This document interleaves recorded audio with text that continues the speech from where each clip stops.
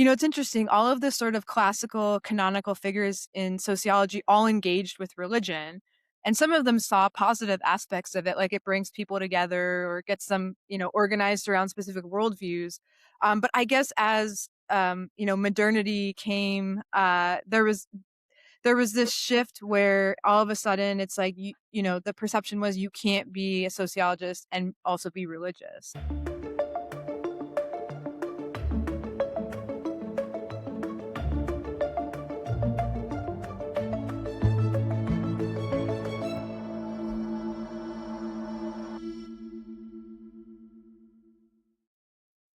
Hi, welcome to the Catholic Scientist, a podcast produced by the Society of Catholic Scientists. I am your co-host, Dr. Dan Keebler, and I'm joined today by my co-host, Dr. Stephen Barr.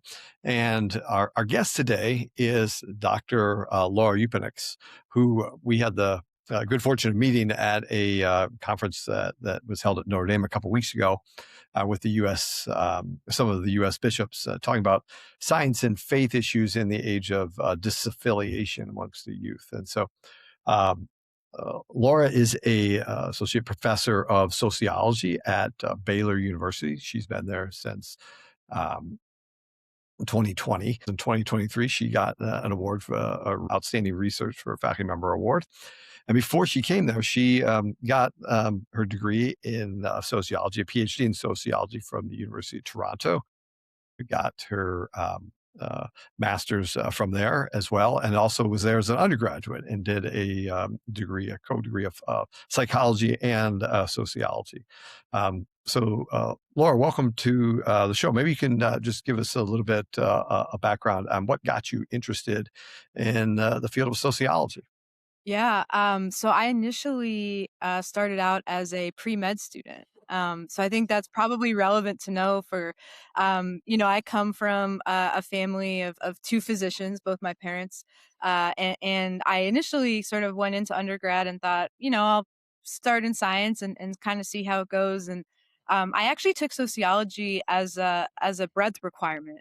We were required to take one social science, one humanities, and one science class.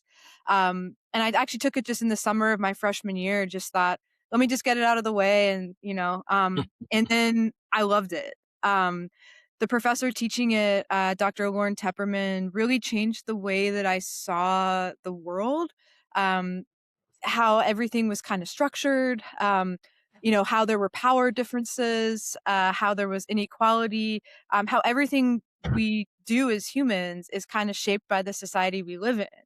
And I got really into it. I started really resonating with that approach. And Dr. Tepperman was kind enough to have me on as a research student.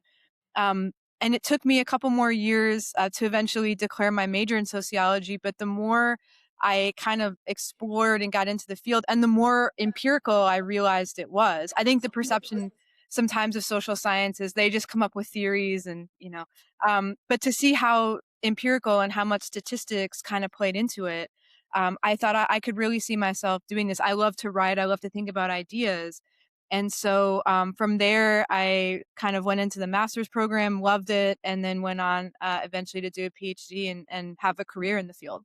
So that's great, Laura. You're a faculty member now at Baylor, so you don't have to be taking classes anymore. But you decided to start a master's program, and you are enrolled in a master's of theology program at University of Notre Dame. So I'd be quite interested to see what motivated you to start taking a master's in theology courses and pursuing that. Yeah. So it kind of during the pandemic, when life kind of slowed down and sped up at the same time, I'd always kind of been interested in theology and in the humanities. And so after the pandemic, I had just moved to Waco, and of course things were different that year because of things being closed. But I essentially started the next year with the OCIA program at my parish. And, they were especially in need of catechists. And they're like, hey, you teach, maybe you can come and, give a talk on Thursday night, once a month. And I did. And as I kind of got into that, I was struck by, like, I have to look up a lot of this stuff. I want to learn more. I want to learn at a level where I can teach this a little bit better. And so I started to explore options. I knew I wanted to do studies in Catholic theology, and so I looked on Notre Dame's website as kind of the obvious choice. And so I reached out to Dr. Katie Cavadini, who was the MA program director, and said, "Hey, like, can I audit some classes?" And and she's like, "Absolutely, but we also have this MA program, and you can do a lot more than audit. You can actually, get a degree." And she said, "Just try one class and see what you think." And I did, and it was a class in divine revelation, and I loved it. And from there, I'll be finished this summer. I'll be doing my like capstone project, and it's been incredible. I think it's one thing I didn't quite realize was some of the, I was like, I want to learn about theology. This is great, and I have, but part of the reason I was at Notre Dame last month was because of the connections I made through that program, through Dr. Tim O'Malley, Dr. John Cavadini. I've had them all as instructors, and they're like, "Oh, you're an academic sociologist. That's really interesting." And so it's been everything that I thought it would be, but also it's gone in directions that I could have never foreseen 3 years ago.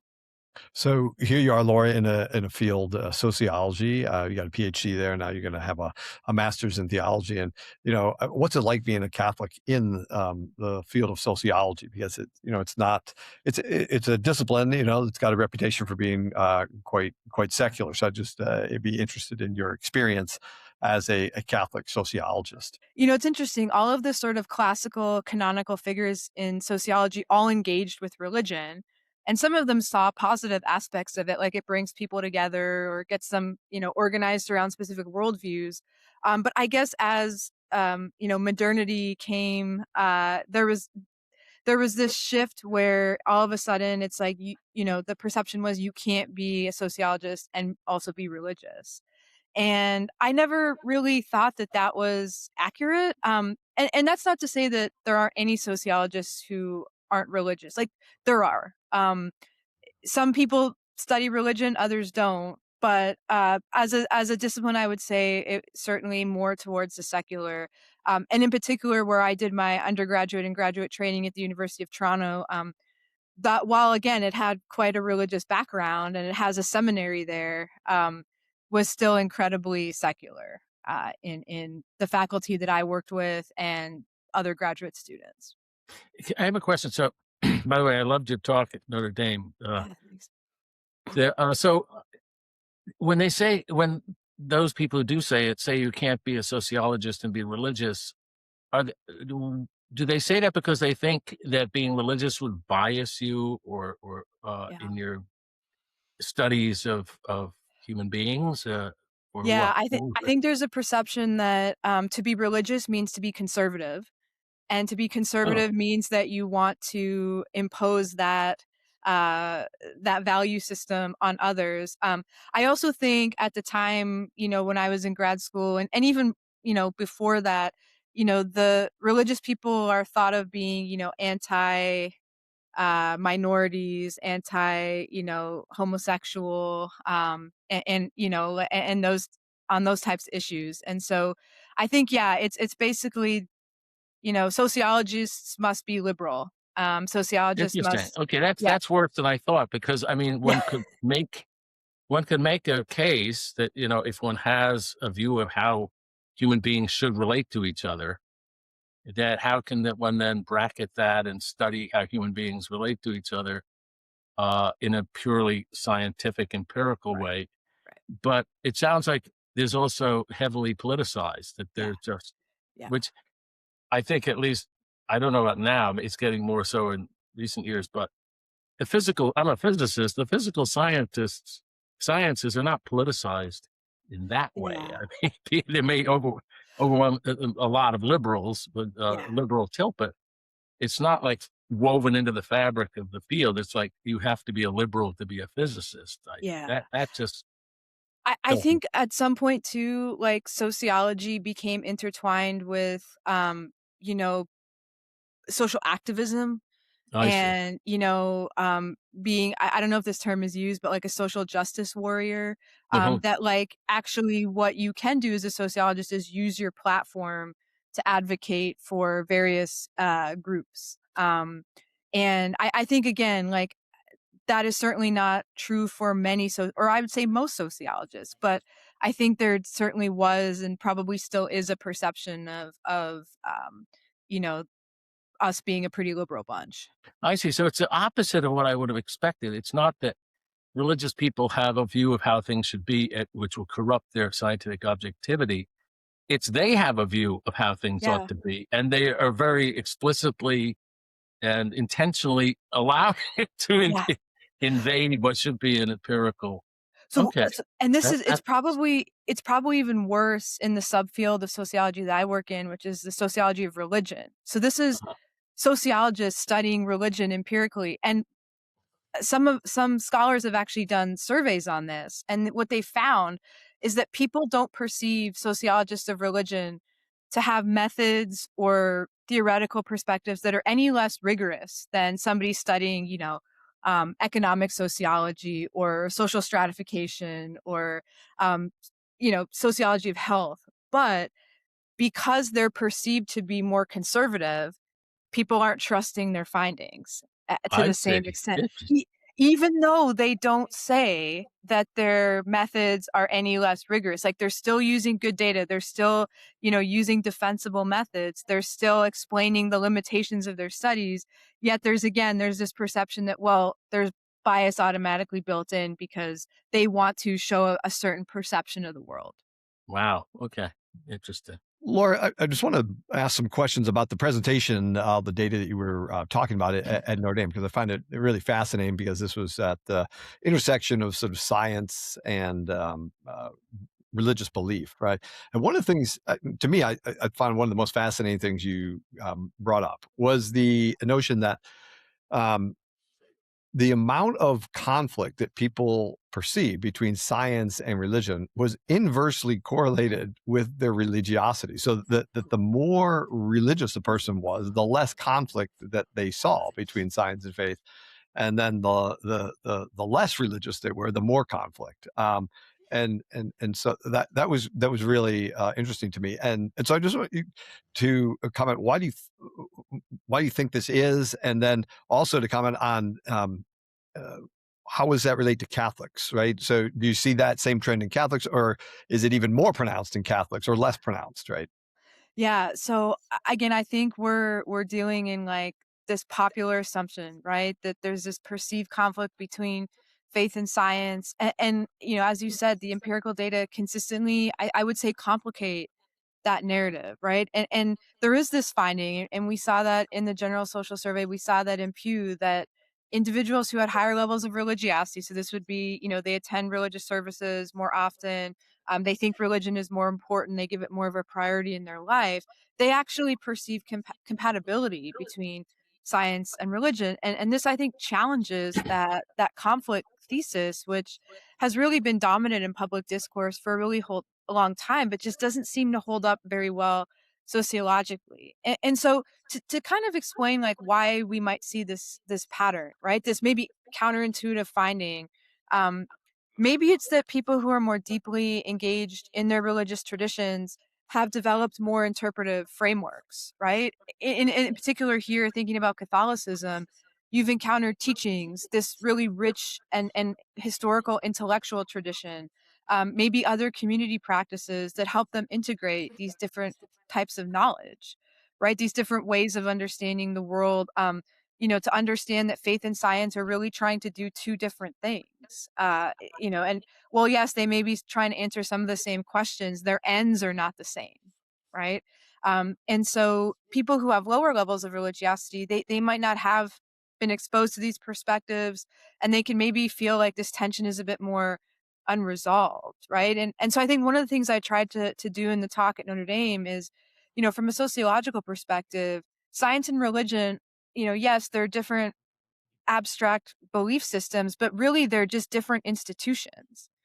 And each of the institutions has different authority structures and norms and claims to truth. And people who are constantly navigating these institutions in their daily lives may not experience them as contradictory. I mean, I get asked a lot, like, how can you be both a Catholic and a sociologist? I'm like, very easily, because they're doing two different things, right? They're not in conflict with one another. Like, yes, I believe in science and medicine and technology and education, but I also think that prayer and moral reflection and religious and spiritual practices are also really important and fill a void that my work could never give me.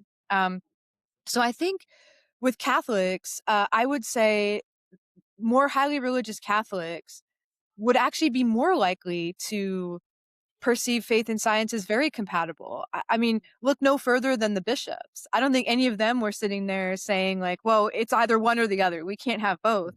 They were really there trying to Yeah. understand, like, how can we present to our people in our diocese or in our, some, I mean, not all of them were, I guess, diocesan bishops, but how can we think about like faith and science in the Catholic intellectual tradition? And I think as some of the other talks really bore out, like Catholicism has historically emphasized the harmony of faith and reason and faith and science, right? But again, I think even with Catholics, the story here between religiosity and perceptions of conflict in faith and science isn't uniform, right? It's going to depend heavily on formation context, school, parish life, and so forth, right? And what we're really with our youth, we're not really arguing about basic scientific facts. We're arguing about institutional authority, and we're arguing about like, who do I trust? And I know we're going to get into that.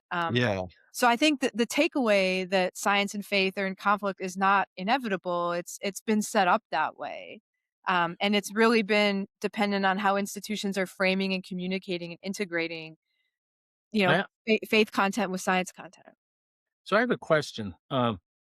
So is it, I mean, so you find a correlation between how religious people are and an inverse correlation, or and how much they think there's a conflict between religion and science. Could that be caused by people who find a conflict between science and faith, then being led to become less religious as a result? I mean, is that one way to understand that? Yeah, I think so I do think that the conflict between religion and science is cited as a reason for disaffiliation. But Right. I don't think that that's really what's driving, especially young people away from the faith. I think, as our conversation at the conference really highlighted, I think what's driving them away is the culture that they feel isn't supporting them Right. being religious. I think, Right. I mean, to me, it's probably reason 10 on the list why Okay. somebody would stop, especially why somebody would stop being Catholic. But I mean, Um, is this based on, is this what the sociological data show, yeah, or okay?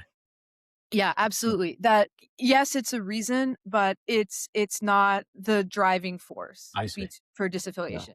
Yeah. Okay. Yeah, it's interesting because I think what drives the conflict between science and faith a lot is a characterization of either science or faith, right? And so people that don't understand a religion or religion, like Catholicism, like we don't really understand the history of Catholicism, what it teaches, the depth of it, how it interacts with science over the millennia, are more likely to have a caricature of it and think that, oh, it just rejects science, just like people that have a caricature of scientists who are just a bunch of atheistic, bums. They're more likely to see, but I think in general, more people have a improper understanding of religion than they do science Right. right. And so it seems if you don't really understand religion, if you're not religious, you don't really understand, you're more easily led to some caricature of religion that makes it likely to think that they're not able to integrate science there. Is that? Yeah, I think that's right. And I think the other thing I would say too is it's almost like to say, okay, what is the reason you're leaving your faith? Right? Oh, well, because I think that it conflicts with scientific understandings and I'm an empiricist and I'm a science person and you know, I think our culture accepts that answer Yeah. versus, well, I don't really want to think too hard about my moral life. or, this is a really hard teaching in the church, and I'm not good with that. I think it's kind of like if you're thinking about, like why a young person might leave the faith, and they say like, Mom and Dad, I'm leaving the faith because, I think that I really want to pursue science and Catholicism is not compatible with that. That's a way more acceptable cultural reason than Mhm. I don't want to go to church every week, or I don't, this whole sacramental thing. I don't want to do, like, the faith places too many expectations. So I think sometimes it's used as a crutch to explain why people leave, even though it is likely not the main factor drawing them away. So let me make a suggestion as a hypothesis. I mean, I suspect that there are multiple reasons why people have a certain worldviews or abandon certain worldviews, and a number of factors play in. And it could be, I suspect that in many cases, that for certain kinds of people, questions about science and faith, their compatibility, uh, are if they have unresolved questions, or they don't see how a scientific view of the world fits together with their beliefs, religious beliefs, that puts some pressure on them. It undermines the credibility, doesn't immediately destroy their faith, but it undermines the credibility of their religion and puts pressure on them. And if there are other factors in play, that could be the straw that breaks the camel's Yeah, back. I mean, it sure. could be, it may not be the number one issue, but it may be a real factor. Yeah, I mean, there yeah, could also be moral factors, sure. but if you have a combination of things going on, Yeah, uh, you know, that could be a real contributing factor in a lot of cases, even if it yeah, may not be the dominant one. That, yeah. what do you say to that idea? Yeah, no, I mean, it's rarely ever one reason why somebody would leave a faith that they were raised in. Mhm. But I also think, to think about like the uptick in the number of conversions in the Catholic Church right now, Right, this year in particular, I think that there has been, um, young people are searching for more than just the answer to like questions of earth, questions of this world. right, And they're also, I think, part of what's maybe driving some or has driven some people away from the church in the past is actually why we were seeing an uptick in conversions this year at this time in our culture and in our history. That people are actually realizing, well, I can't get the answers I'm looking for purely from science and purely right, from material things. I need a source of meaning. I need a source of moral guidance. I need a source of understanding and transcendence that the world isn't giving me. And so I think it could also be a reason leading people back to faith. right, Right. So I think, no, your point is very well taken. Like, it could be the straw that breaks the camel's back, but it could also be uh, a recognition by Catholics or just by religious people in general that actually these things are very compatible, and to try to live without either one is right, to live a life that's less complete. right. Yeah, because Yeah. I think society also is complex. I mean, there's people moving this way and people moving the opposite way. So some people are losing their faith, some people are coming to faith, and so it's a mix. It's a very mixed. Yeah. Okay. Well, so Lord, when people report, conflict of like young people in particular, like there's a conflict in science. I mean, what are the issues that they point to? Are they more um, like moral issues? Are they more just sort of just intrinsic incompatibility with Yeah. the findings of science and the findings of the truths of the faith, for example? I definitely think moral issues are there. But I think the one, and certainly the one that received a lot of attention at the conference, was evolution. Um, Mhm. it's kind of still this touch point, in particular when it's framed in ways that seem to negate purpose or human uniqueness. But I think increasingly, I mean, I don't have data on this, but I would imagine that artificial intelligence is a big uh, issue. climate change, which I know the Catholic Church has engaged with to a large extent, mental health, even neuroscience. And then in particular, to kind of go back to something we were chatting about earlier, especially when these issues are politicized. Or seem to carry broader cultural implications. So, I mean, evolution has been studied. I think the data seems to suggest that Catholics actually are doing better than some other religious denominations on this issue because we don't take a fundamentalist and literalist approach to the creation account. But it's still, again, it's all, how is this being taught? How are they, being exposed to these really big ideas? Yeah. That was one of the things that I really took away from your presentation. It was about the actual individual experience that people have with a teacher, with somebody that really can drive them away from the faith or bring them back. And one of the things you kept talking about was the credibility of the institution. So I want to jump into that. So, you talk about, you have the science as an institution, and you have religion as an institution, and people have a sort of, credibility, either gap or belief in. I find science credible, and I trust scientists, or I find clergy in the Catholic Church credible, and I can trust them. What is the attitude that most young people have to both science and to religious authority in terms of credibility? Is there one that they trust more, or is it more complicated than that? Yeah, so I think to go back to something I said earlier, I think what young people today are doing is they're evaluating the institutions. So the religious institutions, the scientific institutions, the educational institutions, and I think they evaluate them based on whether they appear to be transparent, accountable, open to evidence, and then responding to reality. Mhm.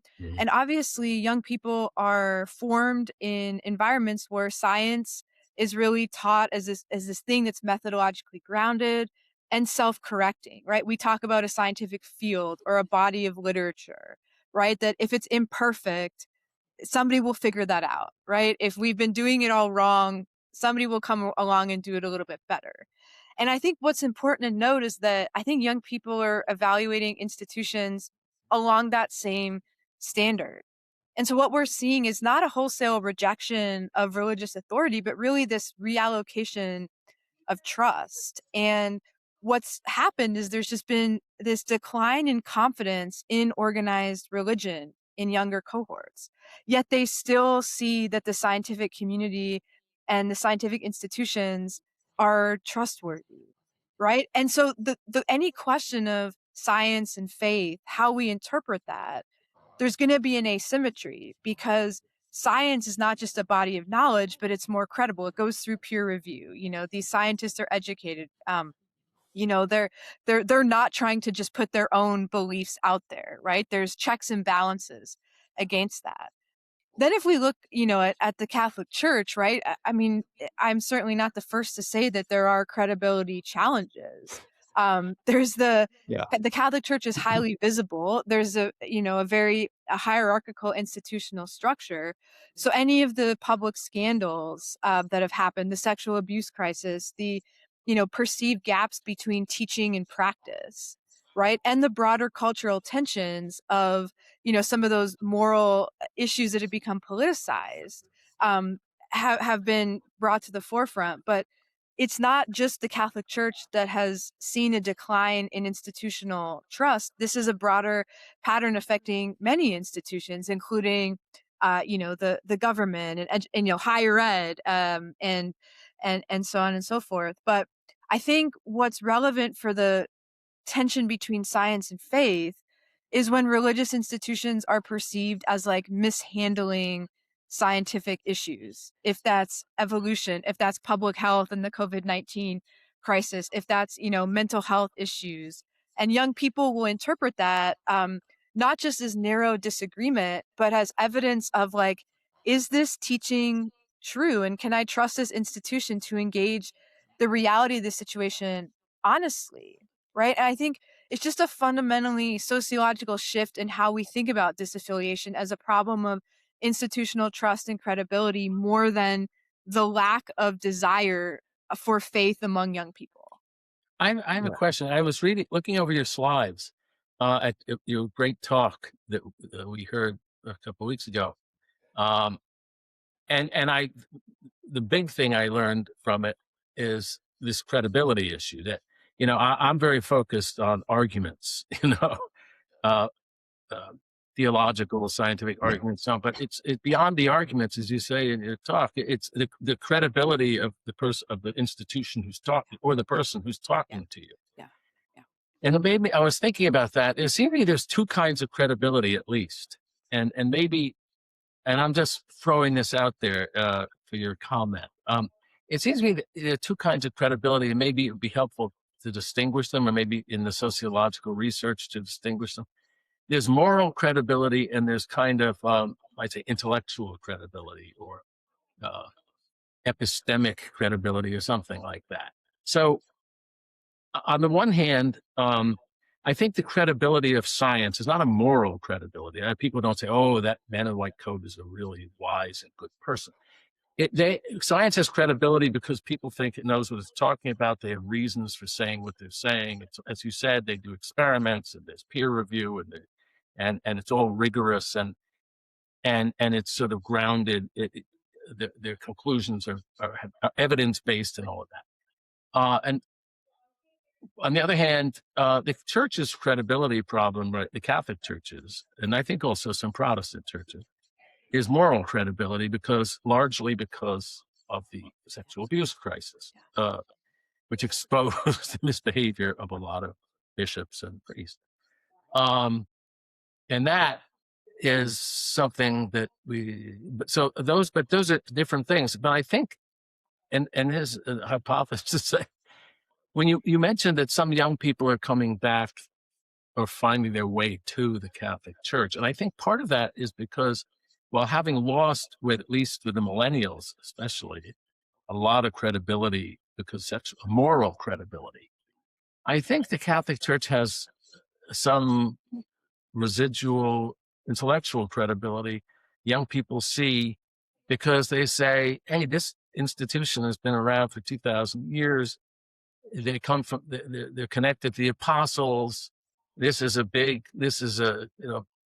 multicultural global thing that's been very ancient, and it's a repository of the wisdom of 2,000 years of Christianity."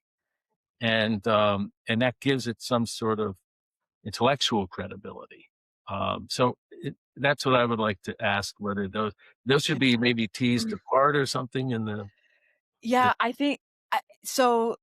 Usually in the sociological literature, they're not. But I think that's an important point, because I think once something has lost its moral credibility, the bar for it being intellectually credible is all of a sudden raised, Mhm, right? mhm. As like, okay, if you want us to believe what you're saying in the midst of all this crisis and bad behavior, like that bar just got a lot higher. Right, I think in the current environment, what I think has, at least what from what people that I've seen go through OCIA have talked about, is the consistent ethic of the Catholic Church. They're not changing their positions in response to what's going on in the mhm, larger culture, right? They're basically, um, like you said, it's been around for a long time. It can be traced back to the apostles. There's a set of frameworks and beliefs and theology that goes with it. And we're not like a ping pong ball going back and forth to accommodate the moment. And I right, think, in contrast to other religious denominations, which have, decided to, like, we need to keep up with the times. And I think young people now, they see stability in right, the Catholic Church that maybe isn't there to the same extent. And I think because of that, right, I think the Catholic Church has become more intellectually credible, right, because they're not shifting gears every year in response, and they're taking the current situations and they're applying Catholic teaching to them. They're not changing teaching to accommodate the right. current cultural order. Yeah. There's an intent. Yeah, so as opposed to, for example, if you had some religion where there was a celebrity, like Right. some guru or some celebrity pastor or some charismatic figure, and they're trusting that person. Right. And then turns out that person has clay feet or whatever you say is corrupt. Then he's lost all intellectual credibility. Whereas the fact that some priests or bishops turned out to be bad, but our teachings are not based on the say so of that Of any particular one group of person. people. Yeah. Sure. We've Yeah. been saying this for 2,000 years. So Yeah. Yeah. Yeah. But I also think it's important that it's not to diminish the important role of any mm, one priest, right? And, right, I got into sociology because of one professor.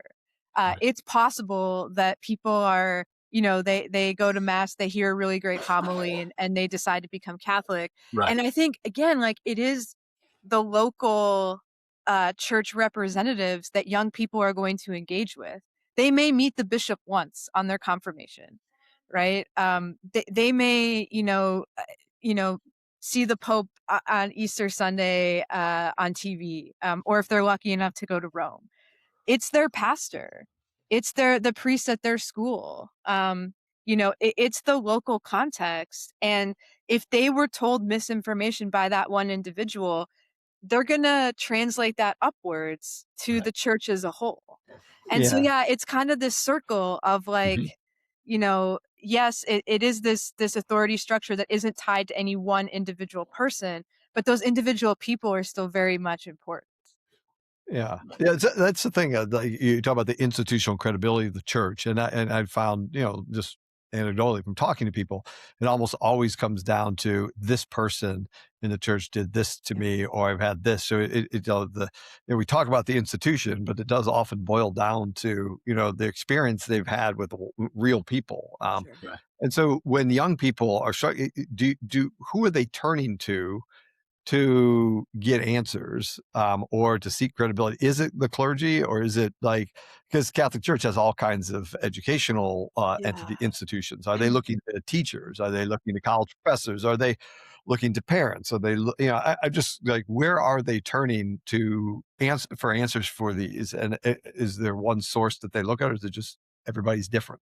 I think it's all of the above. Certainly, educators, their peers. I think now, just the online environment, the online content, social media, artificial intelligence. I would say clergy are probably not the main people they go to right away unless they already are sort of entrenched within a Mhm. parish community and have a relationship. Like, I'm not sure everyone after mass is going up to their priest saying like, "What do you think about evolution?" Yeah, right. But I feel like that you could get there over time as you got to know and develop that relationship. But I think, as far as where youth are encountering the church, the term I used in my presentation was priests as credibility brokers, right? Young people are not engaging the official documents of the church on, faith and science, or they're probably not reading the catechism or other theological texts, right? Where they're encountering the church is through homilies, through conversations, through parish culture, maybe through pastoral guidance. And so clergy are really this interface between the church as an institution and the individual. And so I think a question we want to think about is, how are clergy engaging science? Right. Right? I don't think clergy are uniform in that. I'll give you an example. My pastor in Toronto has an engineering degree and worked as an engineer before, going to seminary and becoming a priest. So how he might engage science is way different than a priest who studied philosophy and theology and hasn't had any, formal scientific training. And that's not me sitting here saying, well, we should make all priests, get an engineering degree. No. But it's like, I think some are going to see science as complementary to faith and are going to understand, what science is trying to do and what faith is trying to do. But others may be more skeptical. Others may be saying, well, the reason I don't have more young people in my pews is because those teachers are telling them that these things are incompatible, right? Or Yeah. it's really critical, or it's really adversarial.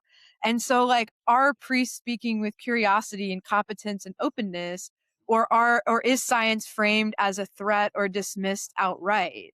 And I think those can be two very different experiences, right? Yeah, Even just to think about how the pandemic was handled right. across, different dioceses, different. I mean, a lot of that had to do with state level, but there was a great deal of variation within dioceses on what priests were willing and not willing to do.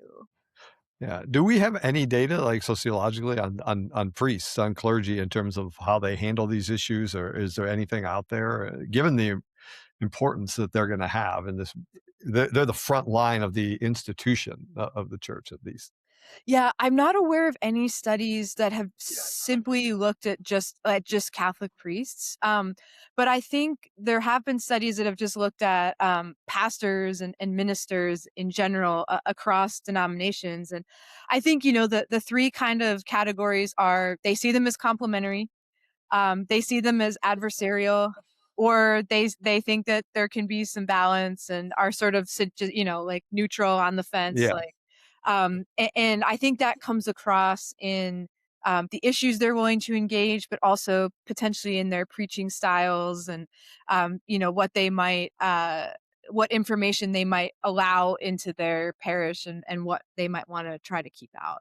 But again, it's hard to make definitive conclusions because the faith and science relationship, while Catholicism is pretty open to a complementary perspective, there's other denominations which certainly would be less positive towards that and would be more no, faith is first, and you know science is we need to be really careful. Yeah. Right. I think it's very much depends on which branch of Christianity. In the some parts, I should say, some parts of the evangelical world, there's a very strong opposition to evolution. That's the elephant in the room. Right. But I think in the Catholic world, people are much more relaxed about Yeah. science. I mean, Yeah. there may some people who think the Catholic faith and science have some con- conflict, but I think they're aware that there's not in Catholic circles a kind of uptightness or Yeah. hostility to science, or Yeah. that this is. I mean, I've never heard a homily in my life, and I'm 72. Never heard a homily in which the priest badmouth science in any way, or said anything negative about science. Usually they don't talk about science, but Right. Yeah. there's no, there's not this, se- uh, we don't have that elephant in the room. Right. Right. Yeah. Yeah, and, and, And and evolution is the big issue that's you know some Protestants will take big issue with. Yeah. No question. and I should say, because Dan, for those listening, one of the people who's showing that there's no problem with evolution is Dan, who's just had a book come out, which everybody should go out and buy. It's a wonderful book on Catholicism. Thanks for plugging that, Steve. I'll pay Yeah, you we later. have to plug it at every opportunity. I Great. don't And get any royalties. I have no, get nothing, no kickbacks or anything. Laura, because Steve was alluding to this a lot of times, you don't have priests; they just don't talk about it. A lot of them, about these issues. And so, in terms of institutional credibility or trust, I mean, if you avoid the issue, that often makes it worse, right? In a sense, for a young person that's struggling with this. And so, Yeah. does the data? I mean, what are the young people looking for for credibility? Who do they say they trust the most? What are the characteristics that they're looking for? I think they're looking for honest engagement with data. I think they're looking for somebody who is clearly well read and educated on the topic, who understands the counter arguments to the Catholic perspective, and who also is willing to um, obviously take the Catholic position, but not to um, you know, Dismiss. dismiss, ostracize, put down those who may not be there yet. And openness to engage in conversation. And we've seen this on, issues that are touchy issues, tricky issues culturally. Catholic youth are happy to talk about them. They, something like, same-sex relationships. youth probably have friends who are in same-sex relationships, and they know what the Catholic Church teaches on it. And it's not that they don't agree with the church, but they want a place to discuss, like, well, why does the church feel this way? What is the theology of why we don't recognize same-sex relationships? And I think if a person knows what they're talking about and understands the Catholic position, but also the other cultural positions, they can give them a well-formed view. Right. And it's also not just the clergy. I get the No. sense when I hear people's conversion stories, it's often the Catholics they meet and they Sure. say, "Oh, Hmm. I'm very impressed that these Catholics seem to be morally serious and so on and so forth," and that makes them take a second look. So I Yeah. think the lay people, it's not, as you say, people for someone who's not already Catholic, they probably don't encounter priests very much because they're not Right. going to Yeah. mass. But it's usually the Catholics they meet in the workplace, and it could be Yeah. the Catholics if they're Yeah. scientists, they may meet scientists and find out that they're Catholic, and Yeah. that might make an impression. So Yeah. I think we all are contribute one positively or negatively to the credibility of the church, I guess. Yeah, no question about that. And I think, one of the things I was struck by at the conference, a number of bishops and other attenders there said, thank you for your witness. Mhm. And, I was like, I'm going to give a talk and it's going to be great. And it's going to be fun. And it was, but I didn't necessarily expect to hear that as many times as I did. And it just kind of further emphasized, like, the better I can understand the faith, the more my faith informs not what I research, but how I research. Mhm. And the way I go about that, and then how I present it. Like, absolutely. I mean, Baylor is about 30% Catholic student body. And I think, I've been there 6 years, and it's not a secret that I'm Catholic. And students will come and they want to talk about the Catholic perspective on, a number of issues. Mhm. And, they may not want to talk to a priest about it first and foremost. But if I'm their first source of information, or if their mom is, or their friend, like, we all have a responsibility to know what the church teaches and to be able to communicate that. And I think maybe even more importantly, on the stuff that we don't know, to not speak on that, and to not give misinformation. Yeah. Because sometimes, like, saying, "I don't know, let me check," is way better than, "Oh, no, evolution, not a thing," like, Yeah. we don't subscribe to that, when you're actually not sure what the correct teaching is. Right. Yeah. Yeah, that's the thing. I think you point out that a lot of people don't go talk to their clergy, particularly people are on the border of being disaffiliated because they're all probably not going to mass. Not, but one place they do often see that at that age is their high school, and the high school religion teacher and the high school Sure. science teacher, and Yep. that's why McGrath Institute that at Notre Dame that Oh, co-sponsors this conference does a lot of work with high school teachers because they are often on the front lines and they'll have to address these questions, or they might get somebody that just like pushing sure, the boundaries of these questions because they're struggling with it and they don't have a clergy member to go sure. to go ask. So, Yeah. well, I think what you said about just being willing to admit you personally don't know the answer is very important. I Yeah, mean, when one is teaching physics, which I did for many years, there are times when there are these rare occasions when a student asks a very difficult physics question. And especially if it's not in one's own branch of physics, you have to say, you know what, I'm not sure the answer to that. yeah, I'll go look it up. That's why it's also important that we have resources that we can send people to, like the catechism. Say, well, I'm not sure, but you can look that up in the catechism, or go to the Society of Catholic Scientists and look at absolutely. their material. They might have an answer to these things. So, yeah, but yeah, we're getting being just frank, and yeah, not pretending, not making stuff up. No, yeah, yeah. Just yeah. That's good. Laura, we're getting here to the end, but I would want to ask you a couple questions before we go about scientists' belief, Oh, yeah. and because this is a Catholic Scientists Organization, one of the things that sort of goals of us is to be a witness, to the scientific community, that there are Catholics and that are doing high level science and so forth. But Sure. what is the surveys show that scientists in general have lower levels of belief than sort of the general population.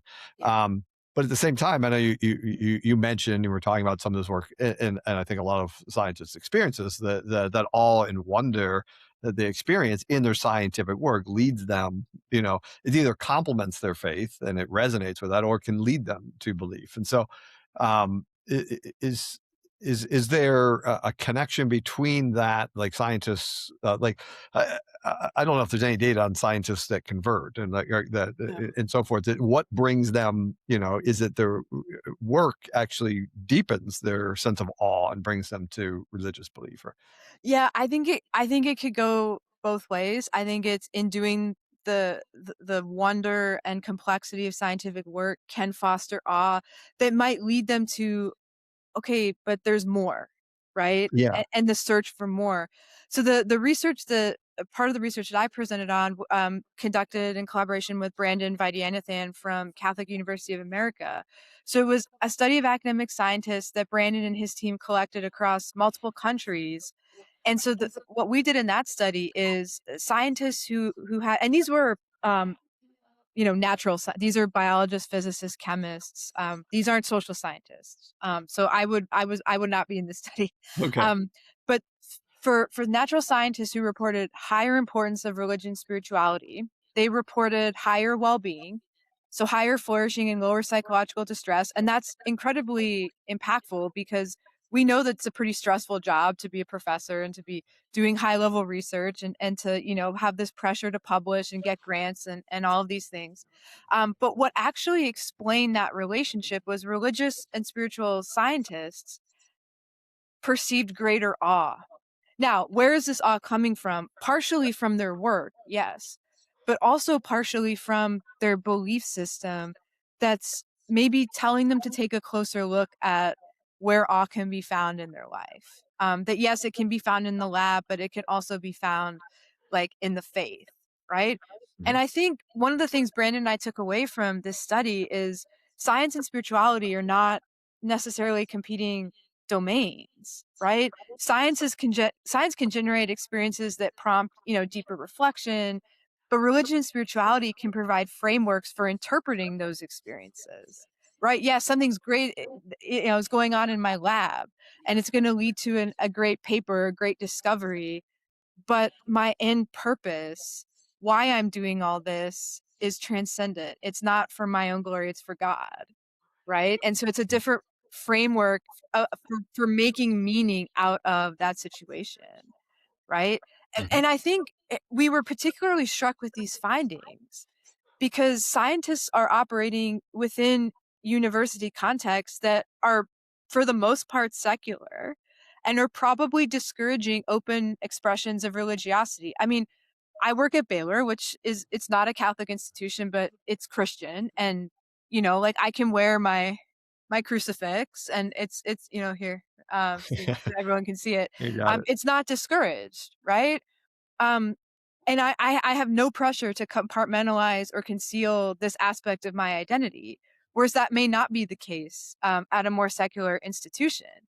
But we see that even in institutions where scientists maybe can't be all that open about their faith, if they are people of faith, they feel better and they perceive more awe, right? Mhm. Because they have something greater, something more, something deeper. When everything seems to suggest, don't be religious, don't be spiritual, or if you are, hide it, we Yeah. still see this really strong effect of religion, spirituality fostering greater awe that fosters greater well-being. And I think that it's a very powerful finding because again, it's showing that science and spirituality shouldn't be opposed to each other, that there's actually good value, that we can have healthier, happier, less distressed scientists if these things are integrated. We all need that. Integrated scientists are a good thing. Disintegrated Absolutely. scientists usually cause problems. So Absolutely. Religious scientist is a happy scientist. there we go. The Yeah. takeaway. I think that can be the title of this podcast episode. No, Yeah. um, that's great. So, Laura, just one last question. Maybe you can just let our listeners know what projects you're working on now. And I know because your work is a little more diverse than just sort of science and faith stuff. But what Yeah. is there stuff in the science and faith area that you're working on, and then what else are you Yeah. working on? So I am a sociologist of I was trained as a sociologist of health. But my research right now focuses on religion, spirituality, and health. So is there a link between how religious and spiritual somebody is and their health outcomes, behaviors, and so forth? So that's kind of the crux of my overall research agenda. So I've several projects on the go right now, thinking about how people deal with chronic stress and how religiosity might help them, or in some cases might not help them.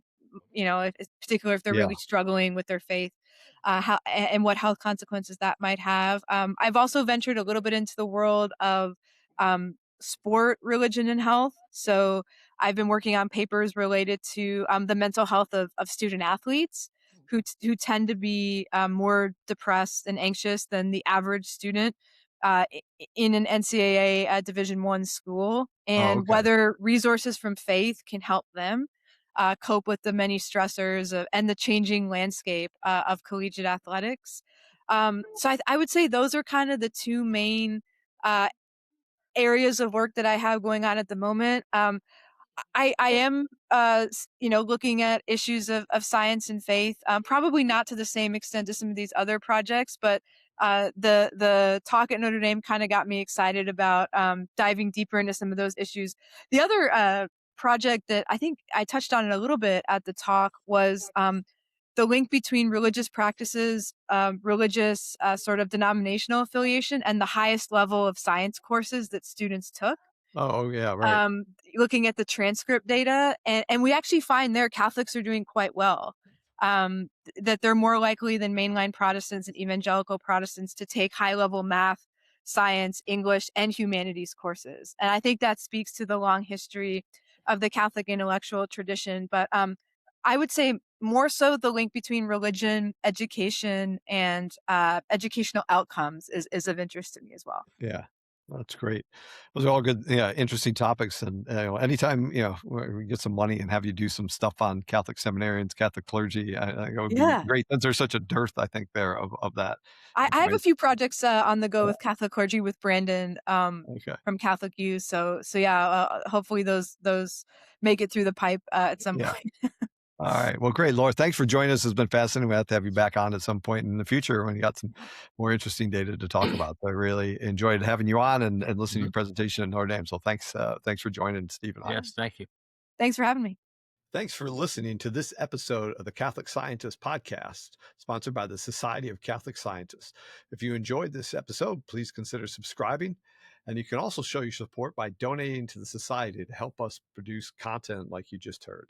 You can donate by going to our website at catholicscientist.org and clicking on the donate button. You can also find other useful resources, articles, and videos on our website.